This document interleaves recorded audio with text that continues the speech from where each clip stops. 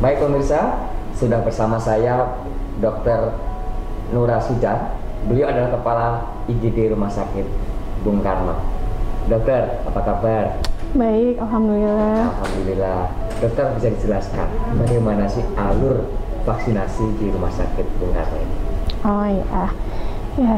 Di sini saya selain sebagai Kepala IGD juga merupakan pelaksana dalam kegiatan vaksinasi di sini. Untuk vaksinasi COVID ini sendiri terbagi menjadi 4 meja nantinya, di mana meja pertama merupakan meja pendataan. Jadi untuk sasaran yang sudah terdaftar itu dipastikan apakah dia benar-benar terdaftar dan berhak untuk mendapatkan vaksinasi tersebut. Lalu kemudian di meja 2 adalah meja screening. Meja screening ini nanti ada beberapa pertanyaan, di mana pertanyaan-pertanyaan itu nantinya akan menentukan apakah seseorang itu bisa untuk divaksin atau tidak ya. Nah, di situ butuh medis di situ karena kemarin pelatihan vaksin itu ada 3 orang yang berhak untuk mengikuti pelatihan vaksin. Yang pertama adalah dokter, kemudian perawat dan bidan. Khusus meja 2 memang sebisa mungkin dokternya karena ada kondisi-kondisi penyakit tertentu. Untuk vaksinasi COVID-19 itu nanti akan terjadi menjadi 4 meja. Di mana meja 1 merupakan meja pendataan. Apakah sasaran yang datang merupakan sasaran yang berhak untuk mendapatkan vaksin COVID-19 ini atau bukan. Kemudian setelah lolos di meja 1, sebelum itu pasti dia bawa undangan dulu kan atau? Oh iya. Ya, kalau undangan itu pasien ini dapatnya dari mana? Apakah mereka mendaftar sendiri datang ke rumah sakit atau dari kelurahan ataupun RT gitu? Oh iya. Kalau untuk itu ada beberapa hal yang perlu kita bahas di sini. Apabila yang pertama dulu, ketika vaksin tersebut diutamakan untuk nakes, ada aplikasi yang dibuat yaitu aplikasi Peduli Lindungi. Di situ kita mengisi data-data, termasuk apakah nantinya kita termasuk kriteria inklusi atau eksklusi dalam mendapatkan vaksin ini. Misalnya pernah terkena COVID-19 atau tidak. Apabila pernah, maka dia tidak akan mendapatkan etiket karena sebelumnya seseorang yang sudah pernah terkena COVID-19 belum berhak untuk mendapatkan vaksinasi ini. Nah, setelah itu apabila semua kondisi-kondisi yang mengakibatkan seseorang itu termasuk kriteria eksklusi tidak ada, orang tersebut akan mendapatkan etiket. Dan di situ juga awalnya dia akan memilih vaskes di mana dia akan divaksin. Nah, kemudian setelah itu barulah datang ke vaskes yang dia pilih, berikut jadwalnya yang sudah ditentukan. Nah, setelah itu baru nanti dikonfirmasi di meja 1 apakah memang benar orang itu merupakan data sasaran yang kita miliki. Lalu nanti ada di meja 2. Di meja 2 itu nanti ada screening, di mana petugasnya di sini adalah dokter. Karena ada beberapa penyakit yang memang beberapa memiliki kondisi-kondisi khusus. Jadi sebisa mungkin yang menanyakannya dokter agar lebih bisa terkondisikan. Kemudian apabila nanti di kondisi setelah meja 2 itu kondisinya baik, baru dia bisa beralih ke meja 3. Meja 3 adalah meja untuk penyuntikan vaksinasi tersebut. Jadi vaksin yang kita pakai untuk nakes kemarin adalah Sinovac, 1 vial untuk 1 dosis penyuntikan, disuntik di lengan kiri, kemudian menggunakan jarum suntik yang sekali pakai. Apabila sudah selesai penyuntikan, dia sudah tidak bisa ditarik lagi. Jadi otomatis sudah tidak bisa digunakan, lalu dibuang di sampah medis. Jadi semua aman. Sangat aman banget ya di RSUD Bung Karno ini. Dan tempatnya pun tadi kita bisa saksikan sendiri bahwa ada prokes yang harus sangat ketat sekali dari awal, kemudian tempat duduknya dan alurnya pun sangat jelas ya dok ya. Iya. Nah, setelah di meja 3 itu nanti dia akan ke meja 4. Di meja 4 nanti dikumpulkan kartu bahwa tadi sudah disuntik pukul berapa, lalu diberi keterangan bahwa harus menunggu selama 30 menit di tempat tunggu yang sudah disediakan. Di sini dalam rangka observasi apakah terjadi KIPI, yaitu kejadian ikutan pasca imunisasi setelah imunisasi COVID-19 ini. Nah, setelah 30 menit itu berlalu, pasien kembali lagi ke meja 4 untuk nantinya kita printkan kartu vaksinasi. Di situ termasuk adanya laporan dia ada KIPI atau tidak. Nah, jadi ada KIPI atau tidak di semua vaskes yang mengadakan vaksinasi COVID-19 ini, semua datanya masuk ke sistem.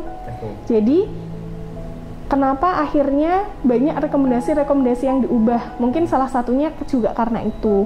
Karena seperti tanggal 9 kemarin ada rekomendasi baru dari PAPDI bahwa PAPDI itu adalah perhimpunan untuk penyakit dalam ya. Bahwa untuk lansia sudah boleh, untuk penderita autoimun tertentu sudah boleh dengan syarat-syarat tertentu. Contohnya sudah remisi, terkontrol gitu. Kemudian untuk penyakit-penyakit tertentu seperti DM, hipertensi, seperti yang tadi sudah dijelaskan juga, rekomendasinya juga berganti. Nah, kalau di RSBK sendiri, ini nanti kalau alur meja 1 dan meja 4 itu kan semua sama. Nah, kalau di RSBK sendiri, begitu seseorang itu masuk ke sini, maka dia akan sebelumnya diminta untuk cuci tangan dulu di luar, sebelum masuk ke wilayah rumah sakit persisnya itu nanti akan ada tempat untuk cuci tangan. Kemudian sasarannya juga dipastikan mereka memakai masker, jadi masker itu wajib. Kemudian ya, walaupun sudah divaksin pun tetap harus wajib menggunakan masker karena ini protokol kesehatannya seperti itu. Ya. Baik, kalau di RSBK ini semuanya kan menggunakan APD ya, dari tenaga medisnya begitu. Terus dampak-dampak daripada vaksin ini apa kalau menurut dokter?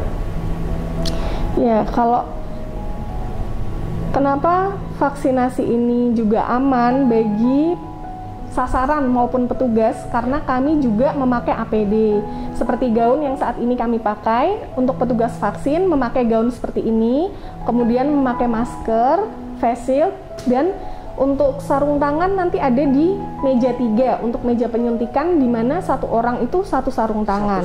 Setelah itu sarung tangan dibuang, baru nanti pakai sarung tangan lagi. Sekali ya, dok, ya, betul. Karena setiap orang pasti langsung ganti lagi. Iya, betul. Nah, nanti setelah vaksin itu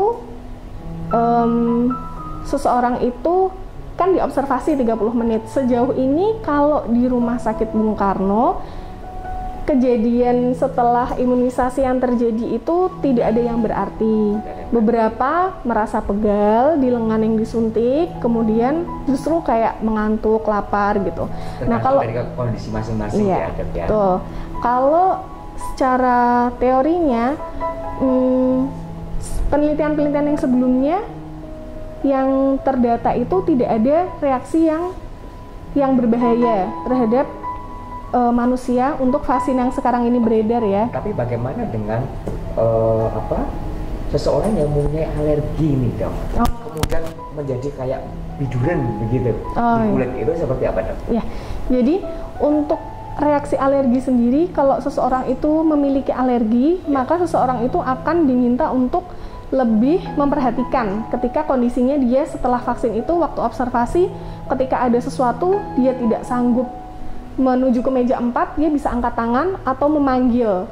Nah, di meja 4 itu kan ruang observasi, ada ruang observasinya. Kita juga menyediakan ada troli emergensi. Jadi ketika ada sesuatu hal yang terjadi pada sasaran vaksin tersebut, maka kita akan bisa bertindak cepat untuk menanggulangi apa yang terjadi. Nah, alhamdulillah selama ini belum terjadi. Semoga tidak. Tidak ada. Nah, kemudian kalau nanti setelah vaksin yang pertama itu kan nanti ada vaksin yang kedua dengan selisih 14 hari untuk yang dewasa dan 28 hari untuk yang lansia. Nanti apabila setelah suntikan yang pertama orang tersebut memiliki alergi, akan dimasukkan di kriteria eksklusi untuk vaksin yang kedua. Jadi kalau alergi di vaksin yang pertama, otomatis tidak bisa mendapatkan vaksin yang kedua. Tapi kalau alergi sama yang lainnya, nah tetap mendapatkan vaksin yang pertama. Karena kan nggak tahu nih vaksin yang pertama ini dia alergi atau enggak. Nah, cuman kita lebih lebih perhatian. Kalau jedahnya berapa lama dok dari vaksin 1 ke vaksin kedua? Oh iya, vaksin 1 ke vaksin yang kedua, seperti yang tadi saya bilang, 14 hari 14 untuk yang hari dewasa. Vaksin pertama. Iya.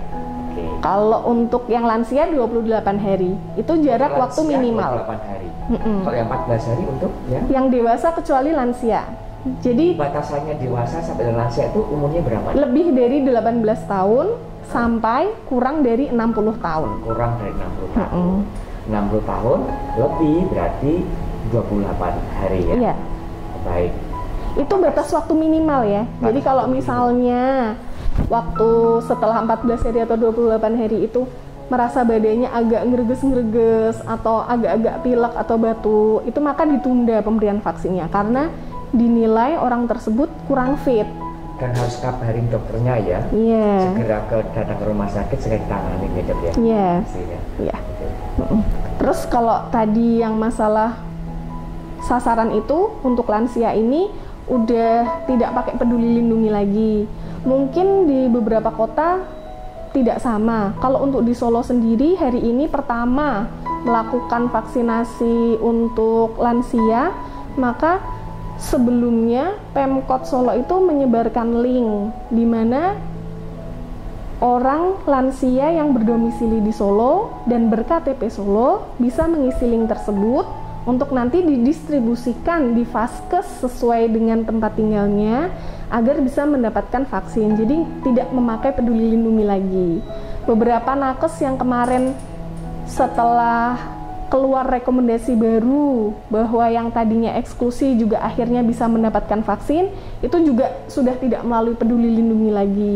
Jadi nanti tetap update aja info tentang vaksin ini. Nanti apabila ada rekomendasi baru atau ada aturan baru bagaimana cara kita mendaftar agar bisa termasuk sasaran vaksin, tetap update biar nanti ketika dirinya sudah termasuk sasaran bisa segera mendapatkan vaksin. Ya. Oke, baik. Ini pesan kepada masyarakat sebelum kita akhiri di segmen kedua dari Dr. Nura seperti apa? Iya. Jadi jangan takut untuk mendapatkan vaksin karena vaksin ini demi diri kita dan demi orang-orang di sekitar kita yang kita sayangi. Dengan memperoleh vaksin, maka kita akan mendapatkan perlindungan yang lebih terhadap virus ini. Tidak ada kejadian-kejadian yang menakutkan setelah diberikan vaksin ini. Jadi tetap percaya bahwa vaksin ini akan melindungi kita dan orang-orang di sekitar kita.